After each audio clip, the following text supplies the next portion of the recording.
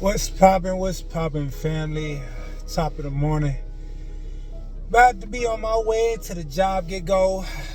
I just wanted to take a few minutes to chop it up with y'all, man, before I get my day started and everything.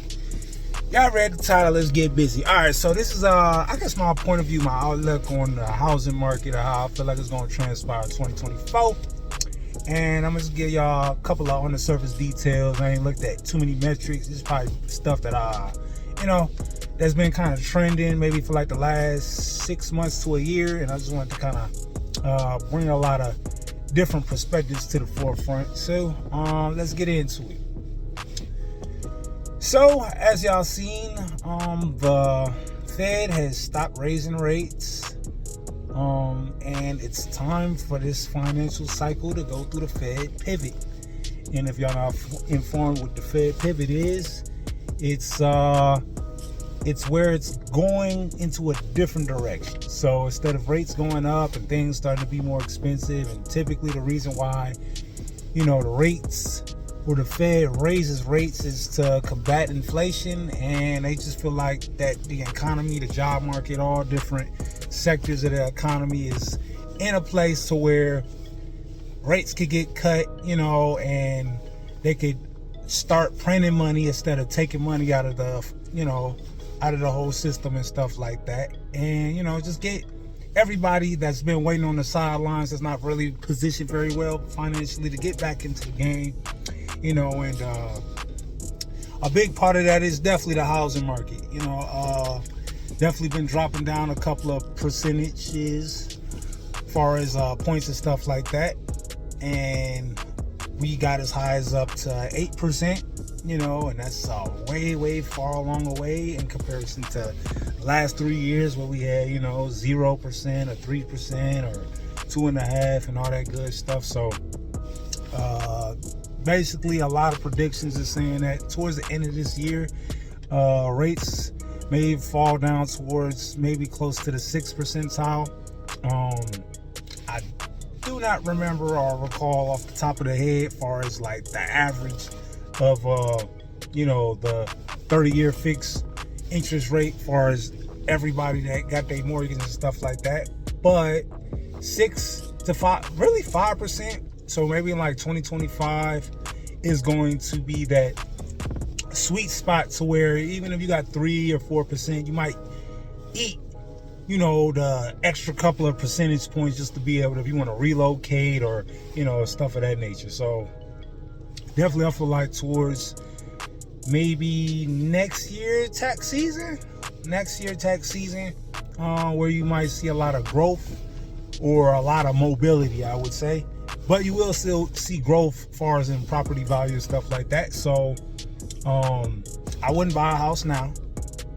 But this year, if you are in a position, I would just wait maybe for like maybe at a 6%, because there is going to be a sweet spot. Now, here's the trade-off as far as the rates getting cut down. When they get cut down, the housing market as is right now, which is still kind of high regarding price, is going to start trickling up again. So let me give you a scenario, and I'll leave it at this. If there's a house that's going for $400,000, right? $400,000, and let's say it's at 6%. Now, I wouldn't know the specific all the metrics that go into the mortgage, but just bear with me. 6%, let's just throw out a random number just for just for the sake of argument. Let's say about $2,500 a month. $2,500 a month. Your credit's pretty good. You got a cool little income. You got a $400,000 house. 3-4 bedroom, 2 bath, whatever the case may be. Car garage, whatever. Then say like $400,000. That's cool. But I really want to wait until that rate hit like 4.5%, maybe 4%. You would get a better interest rate by waiting, but about time it hits 4%, the appreciation of that property is going to go up. So on the back end, you would think that you're getting a better price just because the interest is less.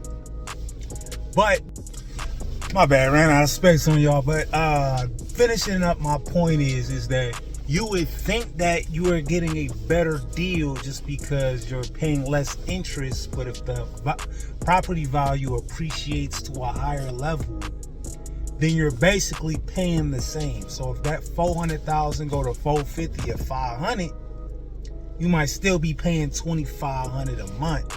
But the bad part about that is that for everybody that bought in when it was $400,000 at that 6% interest rate, will be able to refinance to take it down to 4%. So they're no longer paying that 6%, and they would be paying, and let's say that 4% equals for them to only pay $2,000 a month. So you just shaved off $500 a month for the exact same kind of house.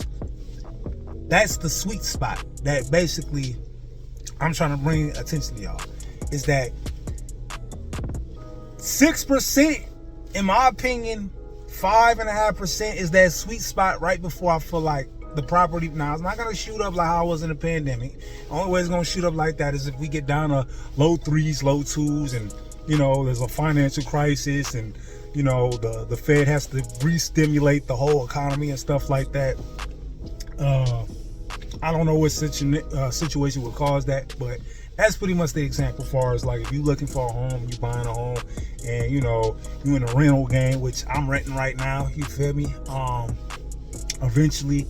But in my opinion, this is the playbook that I'm going by based off the information I came across. So that's pretty much the perspective of 2024, how I would look at it on its face value. Now, like I said, there's totally different metrics, like where you live, how much you make, dependence, or whatever. There's so many factors you have to factor in. But for the most part, that's pretty much like what I would be looking at if I'm looking into getting into a house. I'll probably hit that sweet spot. So the sweet spot I would probably predict will probably be anywhere between the end of this year and maybe somewhere the summer of 2025.